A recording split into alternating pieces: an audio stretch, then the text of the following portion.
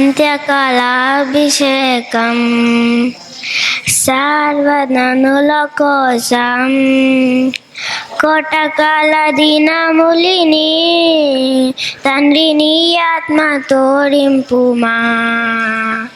అంత్యకాలాభిషేకం సర్వననుల కోసం కోటకాల దినములిని తండ్రి నీ ఆత్మ తోడింపుమా. మండే అగ్నల్లేరా దేవా అన్య భాషలతో అభిషేకించు. వెర్సె దాడల్లే నన్ను తాకుమా. జీవనది కొరకు ప్రవహించుమా. మండే అగ్నల్లేరా దేవా అన్య భాషలతో అభిషేకించు.